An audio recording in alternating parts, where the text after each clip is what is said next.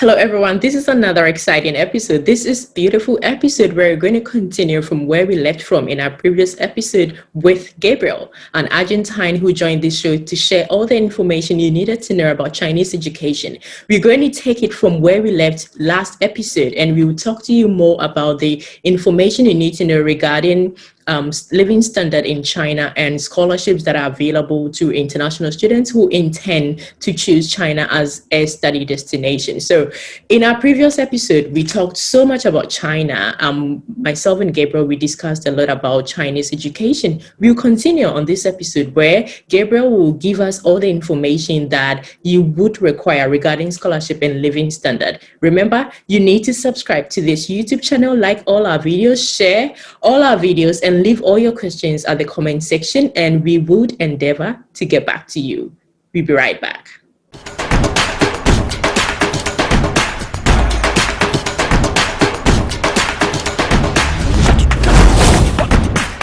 You're welcome back, and you're still watching iCoach. Remember, you need to be part of the family. Subscribe to our YouTube channel and enjoy all these amazing stories from our international students. Let's jump straight into our conversation with Gabriel, and he's going to talk to us about living condition in China and scholarships that are available. Let's get started.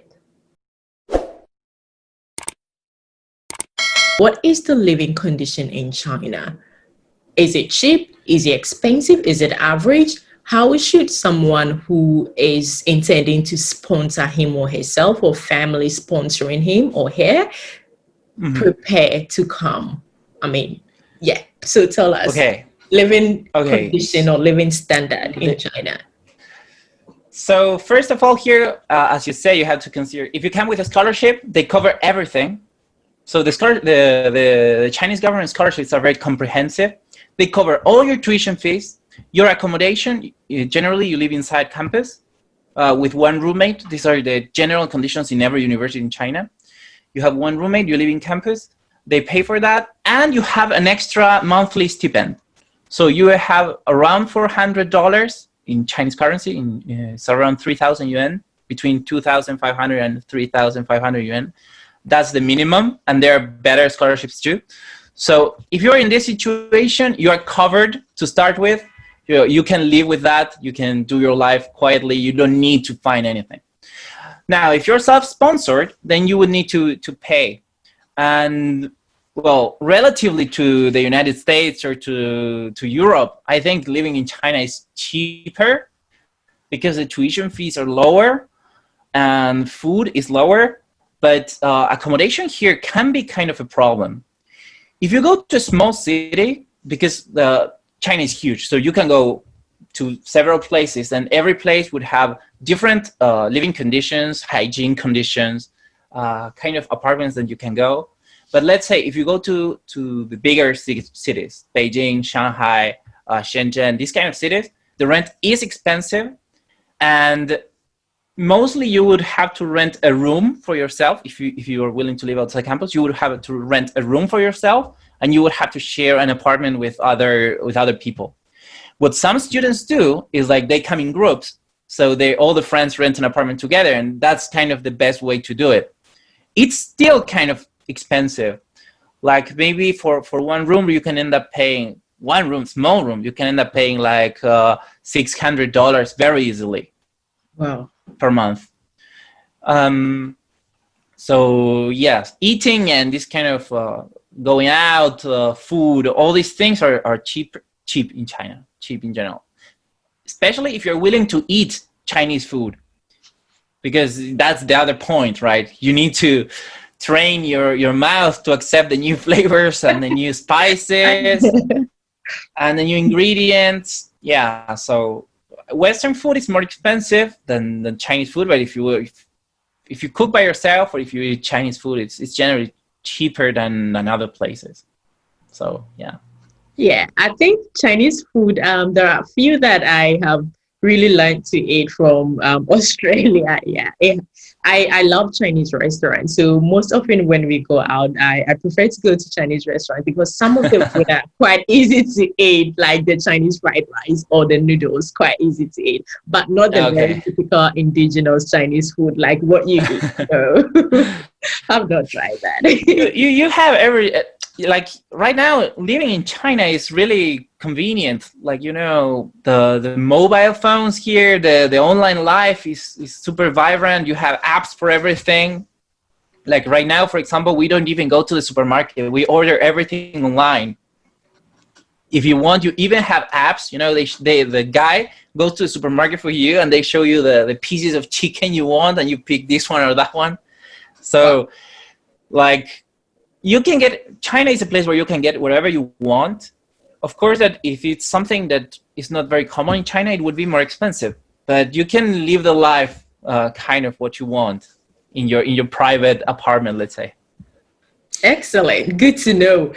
Relatively, are there lots of scholarships available that people outside can really apply and get it easily? Because I know that countries like Australia, Canada, US, UK, these English speaking countries, it's super competitive. And when you get it, some of them, it would not be comprehensive like the Chinese scholarship. It will cover just a part of your tuition, like partial scholarship, and then you have to take care of the others. And then for those that covers everything, very, very competitive.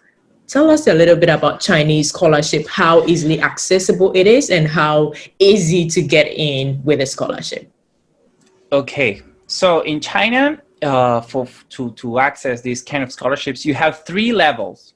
At least that I know, there are three levels. Then you have more, but most are like special. So the first level is the university scholarship. The second level is the provincial scholarship, and the third level is the national scholarship. So for the university and the provincial one, usually they don't have a requirement of nationality, so anyone can apply for those. Usually they are not as good as the national ones, but they're not very competitive because most people don't know about it. It's like you go to, let's say, my university, UABE website. You have to know Chinese to search for this scholarship. Then you have to mail them your materials from your country to the university, translated into Mail, Chinese, of course. Yeah, like physical. Usually physical. they work like this. Yeah, Yeah, you have to yeah. mail them your materials physically to China. It's kind of a weird process for someone who's not very educated on how China works, for someone who has no experiences. They're not very competitive, and it's relatively easy to get. For the provincial, it's pretty much the same. For the national ones, they usually have ones that they're called like unilateral and ones that are called bilateral, and these vary on the country. For example, for Argentina, we have, I think it's 40 unilateral, 20 bilateral. The only difference between them is that the bilateral pays your plane ticket, which is like kind of always the complaint, like, okay, you give me everything, but how do I reach there? And so, well, they have some that gives you that. But they really have a lot. You have to check, usually in the embassy of each country, the Chinese embassy in Argentina, the Chinese embassy in Ghana, in Australia, in whatever country you are, you can go and check, and every time the application time comes, which varies from embassy to embassy, they publish it there. And it's not that competitive usually. At least in Latin America, like, of course, we're far away, China is kind of unknown. For us, it's not very competitive. For Southeast Asia, it's more competitive. I mean, depends on how the people behaves towards it. For example, I know that in Malaysia, it's super competitive to get a scholarship to study in China because a lot of Malaysians speak Chinese natively, so they want to have this opportunity. But if you don't have a country that don't have a lot of Chinese population, that China is very far away, that the culture is very different, then the demand is lesser and lesser. Also, if the country signed the BRI treaty, they Yeah. also have more scholarships. They have scholarships specifically for the BRI. There are other scholarships that are meant for the public servants. For example, UABE, my university, worked with the Ministry of Commerce. So they have scholarship for public servants of financial institutions in Latin America, Southeast Asia, and Africa. So we had a lot of people who were working in like the Ministry of Finance of one of these countries, and then they went with a scholarship to this university. So they really are a lot of opportunities to come. So it's just you have to dig a little bit, and the requisites are not that difficult. Usually, it's normal university requisites. Like if you come to do a postgraduate and you need a bachelor's degree, then you need some recommendation letters, and that's pretty much it. If you come to study English English, language requirements like other. the English. If you come to study Chinese, it's very strict that you need the HSK5 or HSK6, depending on your major. It's difficult to get it if you never were in China. Like I only know of Asians who got it, Koreans or Japanese who got it outside China. For the rest, some Americans did too. I knew some of them who could, but in general, they go to China to study in English, or they go to China, study Chinese, and they start their career in Chinese. I see. In my experience, these are the two most popular ways. If you speak Chinese already, it's like, just come. There are no barriers. I see. I think this is so insightful. So pretty much you can actually get scholarship easily to study in China, and Chinese education is quite cheap compared to other universities and other countries. And the standard of living is quite affordable compared to other countries as well. So I think it's one advantage that people can really consider taking. Yes. The problem to me, or the let's say the disadvantages of coming here is like, okay, let's say you want to you go back to your country, so you have a degree in a Chinese university that nobody knows there. It's not the same to have a degree in a university in China than in a university in America or in Australia. If you will work in something not related to China. I see. Now, Gabriel, that really brings me to one main question that I wanted to ask you before we conclude today's episode. What is the quality of education in terms of qualification in your home country? So for instance, you have studied in China. When you go back home, are you able to use your qualification to work in Argentina? Or someone who has studied in China going back to Ghana or coming here to Australia, are they able to use their qualification to get a job in their home countries? Okay, so this question, I think it relates to what you did for yourself, not for the education. And it's like, what you do for yourself, how do you train yourself? Because it's not the same. Like I came here and, okay, I did my course, but also I did 3 internships here in China. So I got a lot of experiences that other people who didn't do this have. In general, I would say, yes, you can easily get skills that nobody else would have in your country by being in China. You can learn not only about the Chinese market, you can learn about the Chinese culture, you can learn about the Chinese language. The problem would be, to me, if you really don't want to, let's say you want to be a financial analyst, you're American, you want to be a financial analyst on Wall Street in America, then don't come to China. Usually I would say that China gives you very good tools to work in something related to China. If your career is going to be related to China. If you don't want to have anything to do with China, then I would prefer other destinations. I would recommend you to go somewhere else. In this particular case. I see. So you need to get the qualification and do something related to China. Otherwise, it's not a good recommendation. Yes. Also, the thing is, right now, like everywhere in the world, like everything is related to China. Commerce is related to China. Finance is related to China. Investment, export, import, everything you can think about has something that you say, okay, I need someone who knows something about China. But yes, I would say that to be the most, let's say, the most important experience for your CV or for your professional experiences, then you would need to do something related to China. I mean, I wouldn't come to China to study medicine, for example, unless it's Chinese traditional medicine. Yeah. Right. Yeah.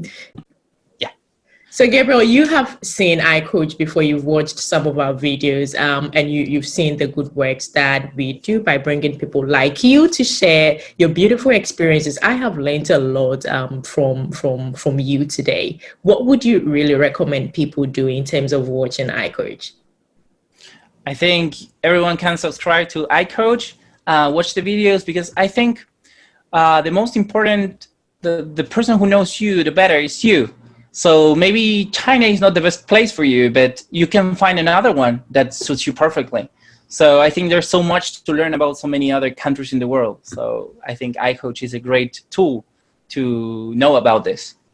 Awesome. iCoach is indeed a great tool to know about this because people like Gabriel, people like other international students from across the globe will be on this YouTube channel to share their experiences, to inspire you, to give you all the information and insight that you need to know to make the best decision ever. So don't forget to subscribe to our YouTube channel, share and leave every question at the comment section, and we will definitely get back to you with a response.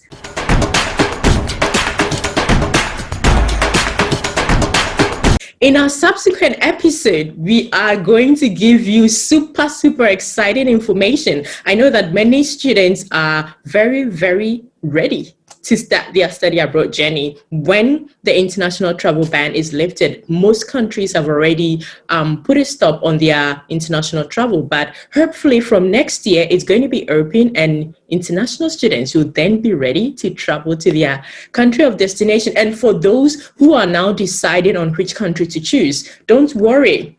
iCoach will be here in our subsequent episodes to give you information on UK, on US, China, Australia, New Zealand, Canada, some advantages choosing these countries as your study destination in terms of visa, in terms of jobs, in terms of scholarships, every information that you need to know before choosing these countries as your study destination. iCoach with BM.